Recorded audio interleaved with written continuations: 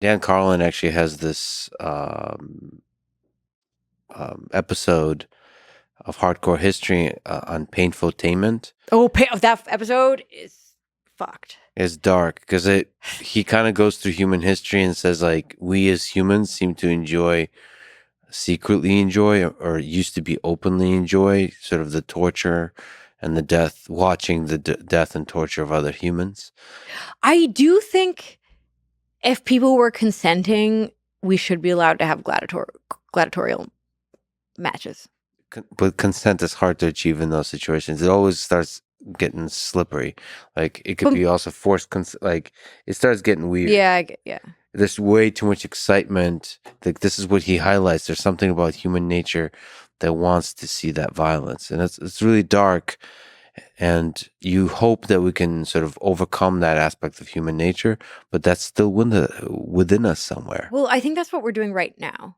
I have this theory that what is very important about the current moment is that all of evolution has been survival of the fittest up until now. And at some point, it's kind of, the lines are kind of fuzzy, but in the recent past, or maybe even just right now, we're getting to this point where we can choose intelligent design.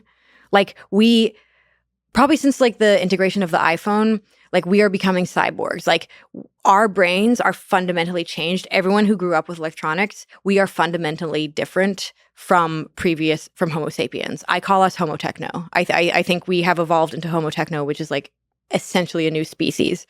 Like if you look at the way, if you took an MRI of my brain and you took an MRI of like a medieval brain, I think it would be very different the way that it has evolved. Do you think when historians look back at this time, they'll see like this was a fundamental shift in what a human being is? I do not think we are still Homo sapiens. I believe we are Homo techno, and I think we have evolved.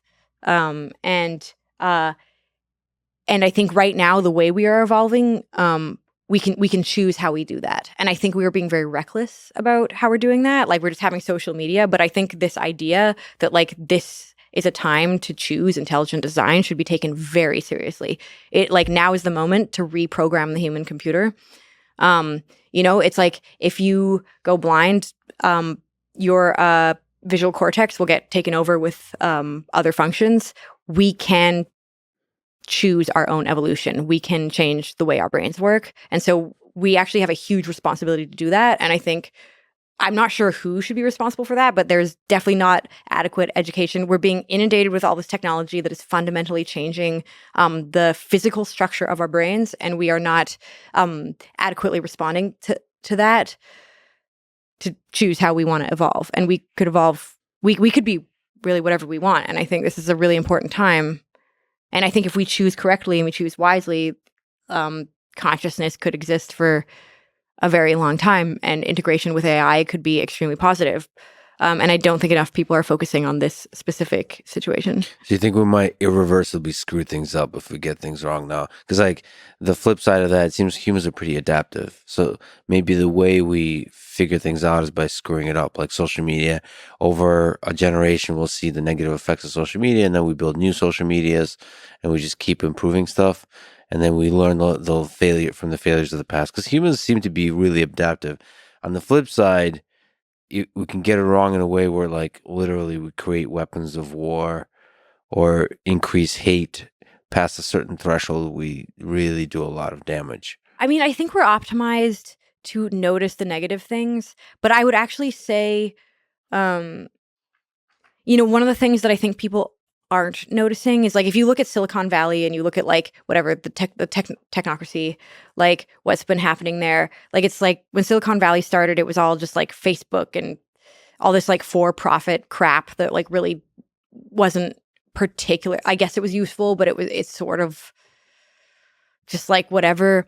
But like now you see like lab-grown meat, like compostable, or like biodegradable single-use cutlery, or like like meditation apps. I think we are actually evolving and changing, and technology is changing. I think maybe there isn't quite enough education about this. And also, I don't know if there's like quite enough incentive for it, because I think the way capitalism works, what we define as profit, we're also working on an old model of what we define as profit. I really think if we changed the idea of profit to include social good, you can have like economic profit, social good also counting as profit, would incentivize things that are more useful and more whatever spiritual technology or like positive technology, or things that help reprogram the human computer in a good way,